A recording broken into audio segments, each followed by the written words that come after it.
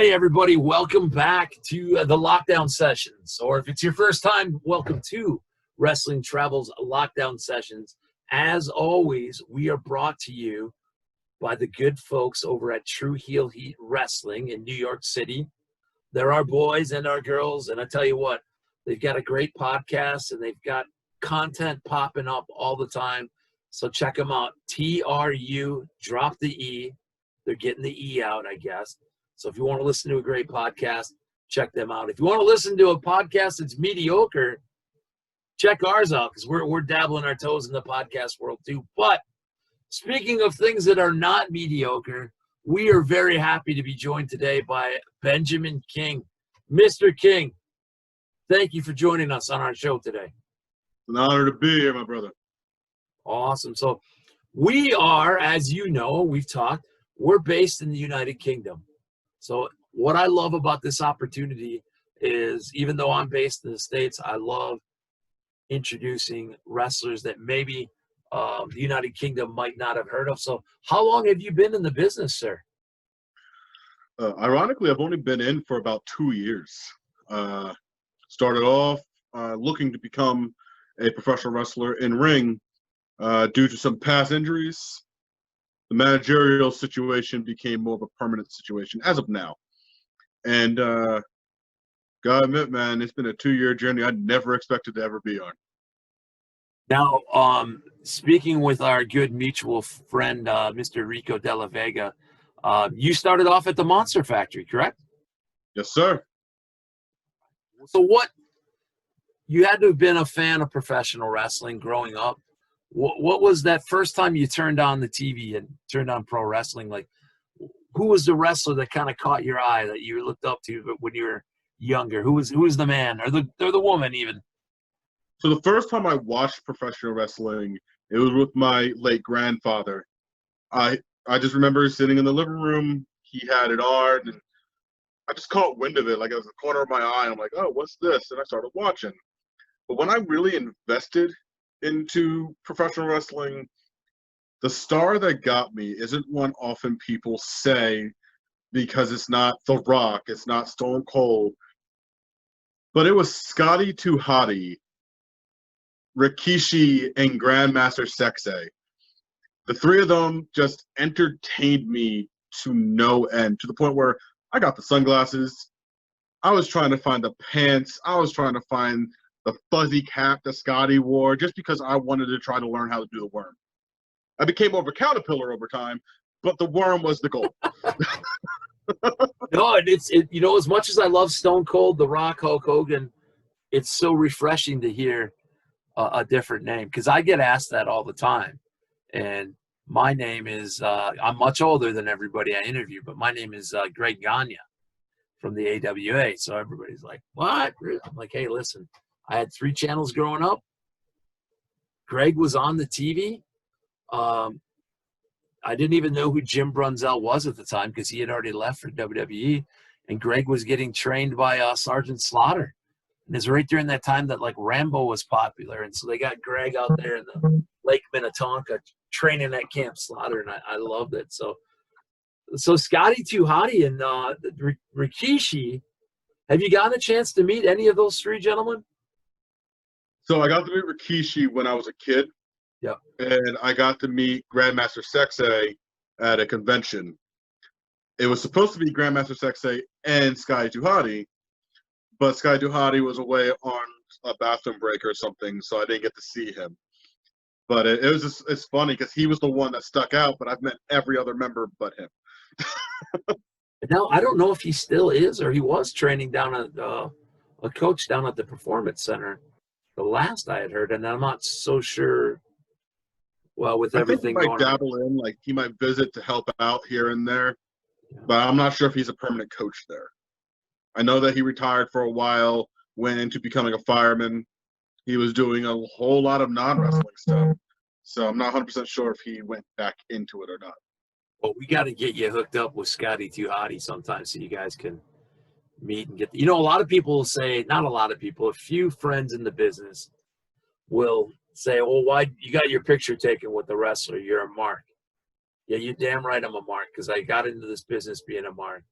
And I'm so glad that I don't have that attitude, because I got last December, I got to do a seminar with Road Warrior Animal That's and awesome. asked him a few questions. And I didn't get a picture with them then, but I had already gotten a picture with them a few years prior. And I'm so glad. And I went to a match kind of in November because it had Baron von Raschke on there. And I tell you what, at 79, the Baron looks better than I do. You get in the ring right now, but I was like, you just never know. It doesn't matter if they're old or young. You just never know. These people that we look up to. Um, in fact, I should do it more. Get pictures with all the shows I go on with Well, I've certain always people. believed that being a mark, it depends on how you view it. Like everything in professional wrestling to me is by perception. It's how you perceive things. So let's say for me, Mark Henry was the individual growing up that I inspired myself to be. Not just in the ring or the Hall of Fame, but just as an individual you saw who cared about the business. I cared about life at the same way. So for me, I am a mark for him. But I'm a mark because it's not like, oh, I'm a fan. I want to be up in arms, take a photo. Because, yeah, like, the guy was a hero for me growing up. Of course, I'm going to mark out for the guy a little. But I'm also going to mark out the fact that he represented something that I always wanted to be. So you could be a mark where it's like, hey, like, you got to understand how the business works. But if you want to be somebody who's inspired, that's how I feel about being a mark. Yeah, and I'm the same way, because when people say, "Oh, you shouldn't," I try to be on. It's not like I go in the locker room and go, "Hey, we're in the locker room together. Let's take a picture." I will only get a picture when it's out of the locker room or if it's at like a fan fest time, because I don't care if I'm in the same locker room. They deserve some of my dollars for that. I wouldn't just, and I'm like, I'll do it because I like it. And look at how many people now wish uh, they had pictures with people that have either gone on or they've passed on. You just don't see them that much anymore. But Mark Henry, I got to meet Mark Henry in Manhattan at a totally non-wrestling event.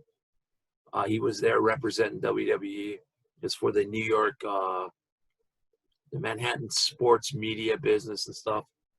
Freaking couldn't have been a nicer guy. And that's what I find out about everybody in the business. There's not too many people that have been on TV and made it that I've met that haven't been really nice guys. Of course, I don't bother them when they're eating supper with their family or anything, but really, really great dude. 100%. Um, Coming from the Monster Factory, Damian Priest has visited a few times since signing with NXT. And before and after, his mentality, his mannerisms, his attitude, none of it changed. He's a badass in the ring. He's a badass outside the ring. He's professional all around, and he's respectful. He wants to give you knowledge, but he will see whether or not you're going to take it or if you're just sitting there being a mark, in the bad terms of the word, just watching. He has so much knowledge when he came to visit that even a guy that like me who can't do much in-ring performing, I could still apply to being a manager and being an individual. right, because being that manager, that's actually tough. I've done that role where you're the second in the ring, and now something changes. You're supposed to be here. You're supposed to be there. There's just I always think like my mind has to be. I have to be inside both guys' heads to kind of figure out what's going on and what I'm going to do that would make sense. And you're doing that every night, full-time basis. So tell me, what do you?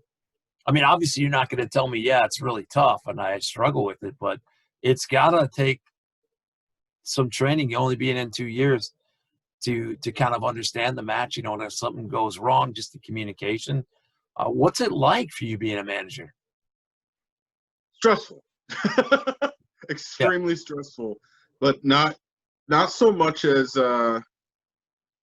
Not so much as the guys in the ring, though, because for me, being a manager, I'm on the outside, but the way the Monster Factory has trained, how it trains you, the wrestler, the opponent of the wrestler, the official, and the manager to the ring announcer, everybody is communicating with each other. We are performing together. So if there is an incident that the announcer notices and he can't get to the official, but he's able to get to me, I'm able to get it to my guy, who can get it to the official, who can get it to the announcer to go back to, like, all right, everybody knows what's going on now. Because the one guy's down, everybody else knows. We are unifying the situation. So this way, it's like I said, it's stressful, but you have backup.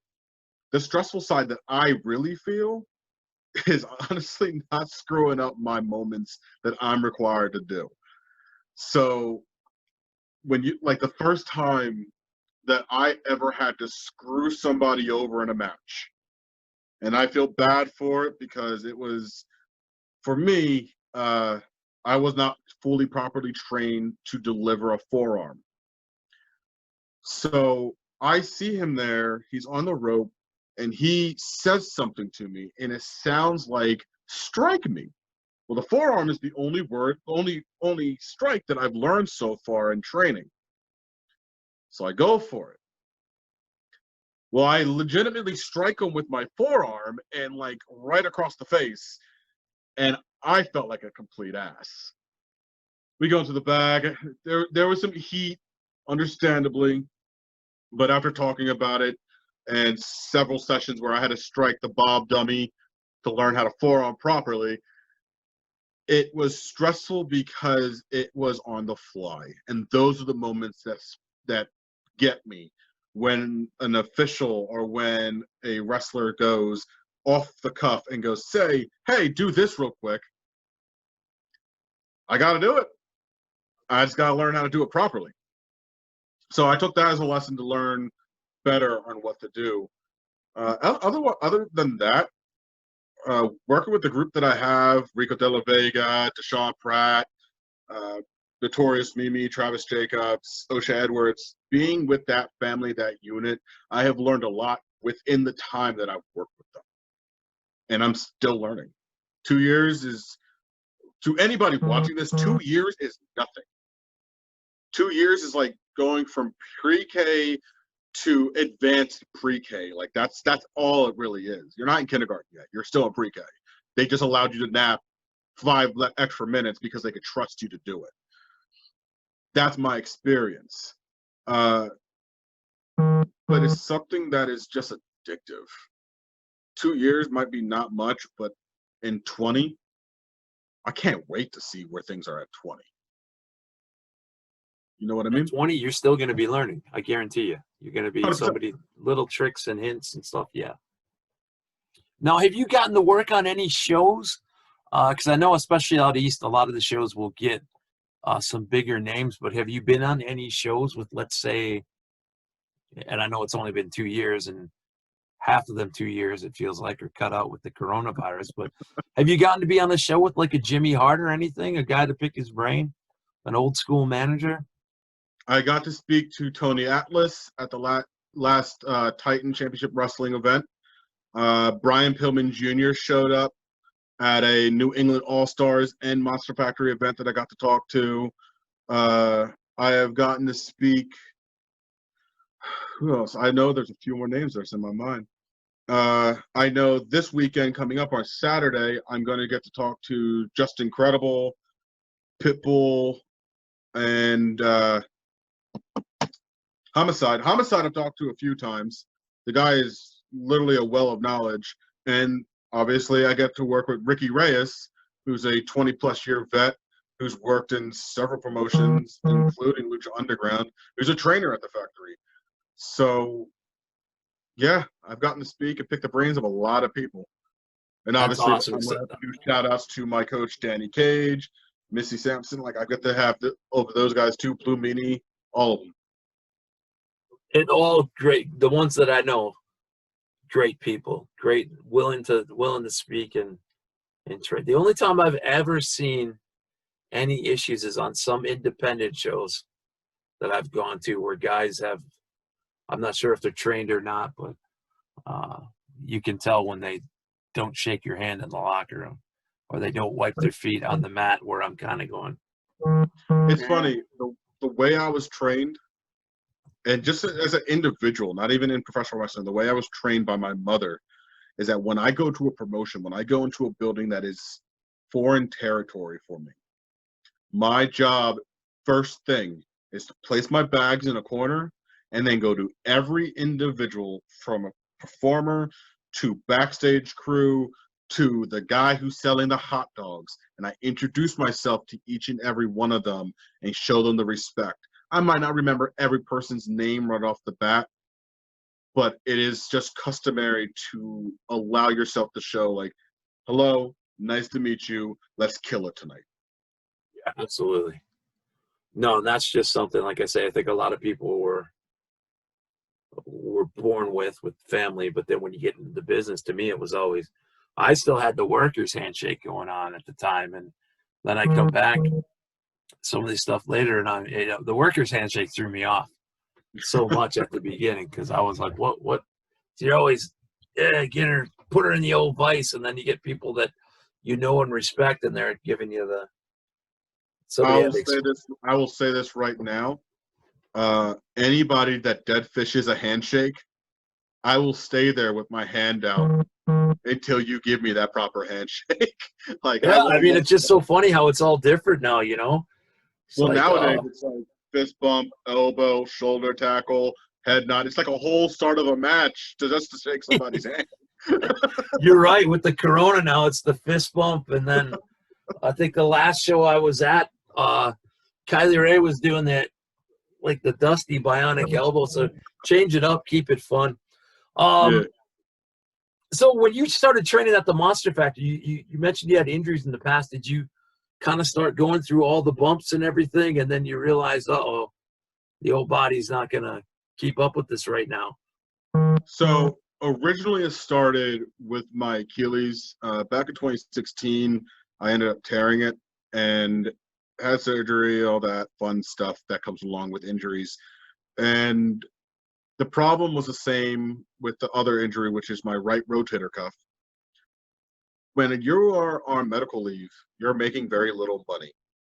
So when the physical trainer and your job both go, hey, I think you can go to work again, you don't hesitate. You just go back to work. The problem I did is that I went back to work. I did not continue physical therapy. I needed to make money. I needed overtime. That's how my mind worked. So I was struggling with running warm-ups with my ankle, started giving out a lot, and it's because I'm a hefty dude and out of shape, and I was not properly healed. That was the first sign. The second sign is when we were doing bumps in the ring, and I went down, and my shoulder just felt like it popped.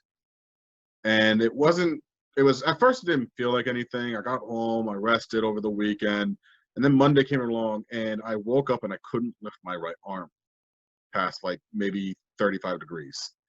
So I go to the doctor, and their reaction was, your rotator cuff, it snapped again. And I was like, oh, that's fun. So I was scheduled to go get it looked at and go for surgery again. And then COVID happened. And that was basically the moment where I was like, well, I guess I'm just stuck as a manager until COVID decides to leave. So then I just honed into it. Yeah, because especially at the beginning of COVID, and I don't know how it is now, but those would have been considered elective surgeries, wouldn't they? Yep. Because you didn't, it wasn't. They basically told me, they're like, we can get you in, but we're not sure when, because right now we're more focused on this pandemic that's about to arrive before we're concerned about your shoulder. And it's like, I couldn't be the asshole that goes, well, I'm more important than hundreds of millions of people. I should have my shoulder fixed before you check that guy's cough. I'm not going to be that guy. I just decided to put on the suit and keep it on. You're almost, and then, yeah. say you're almost better off. Like even if there's not a pandemic going on, when somebody be like, you have to go to the emergency room, I'm like, oh, come on, man, I don't want to, because I don't want to go there. everybody gives me the male, oh, you're too tough. You think you're no, I'm actually a pussy. I don't want to go to the doctor because I don't want to get sick. Everybody is sick there, you know? Mine was never being sick. It's ironic. Like, we were in a pandemic, but I was never concerned about getting the flu or getting COVID. I was never concerned about any of those things. I was concerned that they were going to have to draw blood. I don't like needles. I don't mind getting tattoos. You can tattoo me all day long. But as soon as you said, "Hey, we're gonna have to stick this 1.5-inch needle into your arm to draw blood," my reaction is, "Nah, I'm okay. Yeah, it could save my life, but I'm fine." That's just how I am. Like, I don't like it. I used to have a fear of needles until I was hospitalized about 3 years ago, and the hospital's nurses ended up pricking me 26 times until they realized my IV was out, and that was the reason they couldn't get blood. So, kind of got forced out of my fear with that one. And have you, the one thing that scares me is I've seen people take that COVID test where they take that foot-long Q-tip and stick it from your nose to the back of your head. It looks like, I mean, I don't think I could handle that. I have to do it every Friday. Do you really? Oh man. Good job. Yeah, sucks. Don't ever wish that upon yourself. Yeah, It doesn't no. It makes you feel like you're going to cough. It makes you feel like you're going to sneeze. It makes you feel like you're going to do both of those, and then your brain's going to explode. Yeah, it does that kind of stuff. Yeah, I'm gonna try to sit that one out if I can. I know we've got to be respectful of time here, but what promotions are you? What actually back that up? I do have to ask this question because it is called the lockdown sessions. During this pandemic, did you join any like promo battles online, or when not right now, but like back in March and April when things were just like, hey, everybody kind of shelter in place. What did you do as far as like your wrestling fix? I mean, so obviously you can't go to the gym, you can't go down to the ring. Were you a network guy, YouTube guy, or did you just kind of, hey, I'm going to take a break? So I went silent, to be honest, for a little bit, and it wasn't on a bad note. So I'm not sure what Rico De La Vega has told you, but we have recently created a group known as The Division. The members, including those I stated earlier, which is O'Shea Edwards, the Big Bad Kaiju, the Notorious Mimi, the Inevitable Icon Travis Jacobs, the Prince of Camden, Deshaun Pratt, Rico De La Vega himself, and myself. And we go by the group known as The Division. And in that time, we decided we'll prep for 2021. We weren't sure how 2020 was going to be with everything happening, but we weren't even sure if wrestling was going to come back. So in that time, we got designs made. We got extra material made. We got music made. We got people's eyes and attention, and we did it very quietly and strategically so we can catch other promotions' eyes, because when everybody else went silent, a little bit of noise is still noise. And that's how we took advantage of it. And we've gotten some eyes on us now, which has been great. Yeah, absolutely. That's kind of the same thing we did here with Wrestling Travel. We thought, hey, we can kind of shelter in place. Normally what we do is we bring fans from all over the world to the best wrestling events that we can.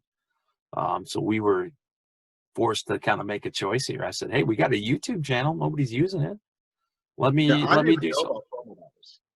It wasn't until I didn't even know about promo battles. Like, that was something I would jump on easily.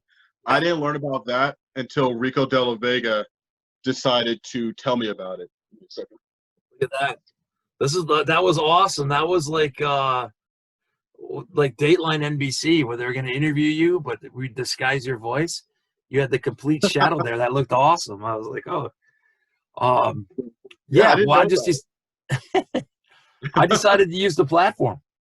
We went from 286 followers to we're up 1,100, 1,200, which doesn't sound like a whole lot, but I'm not so much. I mean, I'm kind of proud that we got content for fans, but the biggest thing with the lockdown sessions was I wanted professionals like yourself, Enrico Del Vega, to be able to go, hey, let's interview, let's find out a little bit about these guys. And then hopefully at the end of the pandemic or when we can wrestle, somebody might recognize you from, hey, he seemed like a cool dude.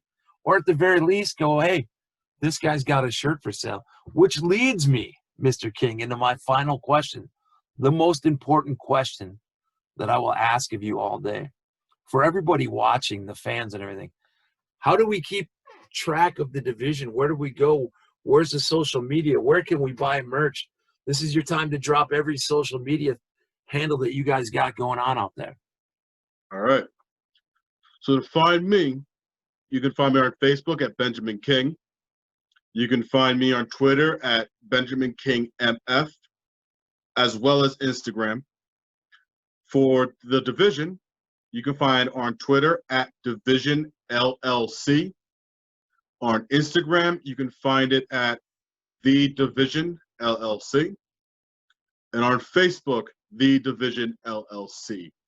Looking for merch, you can find us on whatamaneuver.net or prowrestlingtees.com. Fantastic. And I know we try to go like 15, 20 minutes, and I end up taking over. So we're looking forward. You got a match coming up this weekend. Yes, sir. We're going to be continuing our rivalry with Primal Fear at Titan Championship Wrestling's event, Furious Intentions. Where's that? It's going to be at Ocean Gate, New Jersey. You can find it on Facebook to be able to get yourself some tickets. They're going fast.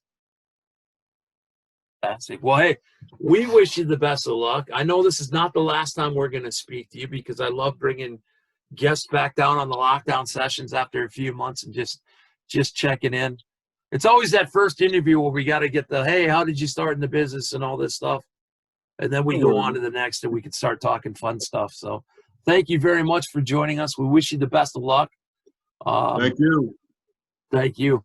And we will talk to you very, very soon.